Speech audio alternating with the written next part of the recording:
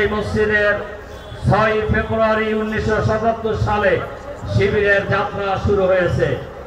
শিবির আজ বাংলাদেশের ছাত্র রাজনীতিতে, শিবির আজ বাংলাদেশের শিক্ষা প্রতিষ্ঠানে এক অপরিরোধ্য শক্তির নাম।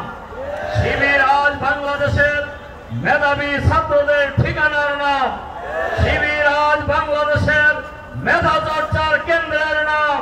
শিবির আজ বাংলাদেশের ভালো মানুষ তৈরি করার কারখানার নাম। শিবির আজ বাংলাদেশের অন্যায়ের বিরুদ্ধে প্রতিরোধ করে তোলার নাম। শিবির আজ ফ্যাসিবাদের বিরুদ্ধে ঐক্য প্রতিরোধ করে তোলার নাম বাংলাদেশ ইসলামী ছাত্র শিবির।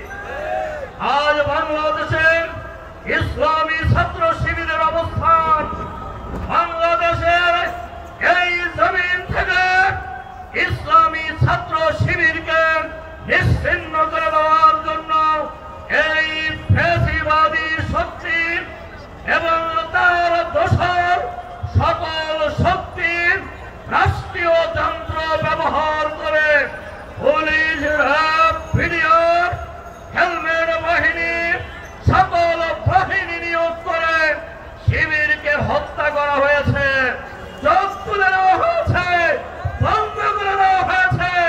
বছরের পর বছর শিবির নেতা কর্মীদেরকে জেলখানায় আবদ্ধ করে রাখা হয়েছে, কিন্তু শিবিরের অগ্রযাত্রা রোখা যায় না।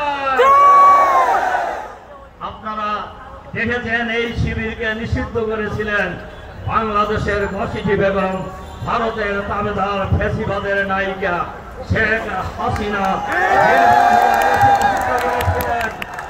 কিন্তু যিনি নিষিদ্ধ করেছিলেন তিনি নিষিদ্ধ হয়ে গেছেন। আমরা করি নাই, আমরা করি নাই। বাংলাদেশের 18 কোটি মানুষ তাদেরকে নিষিদ্ধ করে দিয়েছে। নইলে পালাইলেন কেন? পালাইলেন কেন? আপনারা বহু কিছু চিনছেন, কিন্তু শিবির চেনেন নাই। তার কারণ জুলুম নির্যাতন চালিয়ে, পঙ্গু করে, হাত বচক তুলে নিয়ে, হত্যা করে, ক্রসফায়ার দিয়ে গুম করে শিবির ঠেকানো যাবে না। এ জমিনে শিবিরের শহীদের রক্ত ঝরেছে, সেই জমিন আল্লাহর দ্বীনের জন্য উর্বর হয়ে গিয়েছে।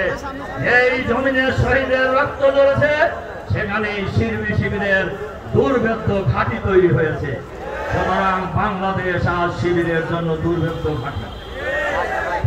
ঢাকা বিশ্ববিদ্যালয় থেকে শুরু করে বাংলাদেশের গ্রামে গঞ্জে, নগরে, বন্দরে, বাংলাদেশের প্রতিটি শিক্ষা প্রতিষ্ঠানে শিবির আজ দুর্জয় কাফেলার নাম। শিবির এক অপ্রতিরোধ্য শক্তির নাম। আদর্শিক ভাবে যদি কেউ মোকাবেলা করতে চান, করতে পারেন, কিন্তু বেশি শক্তি ব্যবহার করে শিবিরকে মোকাবেলা করতে যে বেশি সুবিধা করতে পারবেন না। যারা পারে নাই হাসিনা, যারা পারে নাই অনেক গোষ্ঠী একত্রিত হয়ে, কেউ পারবেন না ইনশাআল্লাহ। সুতরাং আমি আজকের এই প্রতিষ্ঠা বার্ষিকীর সমাবেশে শিবিরের কাছে আহ্বান জানাতে চাই। শিবির প্রতিষ্ঠা হয়েছিল একদল সৎ, দক্ষ, যোগ্য, চরিত্রবান, দেশপ্রেমিক, দুর্নীতিমুক্ত নেতৃত্ব তৈরি করার জন্য। শিবির নিরলসভাবে সেই চেষ্টা অব্যাহত রেখেছে। এই চেষ্টা শিবিরের অব্যাহত থাকবে যতদিন বাংলাদেশের জমিনে আল্লাহর আইন এবং সৎলোকের শাসন কায়েম না হবে ইনশাআল্লাহ। শিবির দুর্নীতিমুক্ত নেতৃত্ব জাতিকে যতদিন পর্যন্ত উপহার দিতে না পারবে, ততদিন শিবিরের সংগ্রাম অব্যাহত থাকবে। এজন্য শিবির যে উদ্দেশ্যে প্রতিষ্ঠিত হয়েছিল, সেই উদ্দেশ্য বাস্তবায়ন করার জন্য শিবির নিরলসভাবে প্রচেষ্টা চালিয়ে যাবে।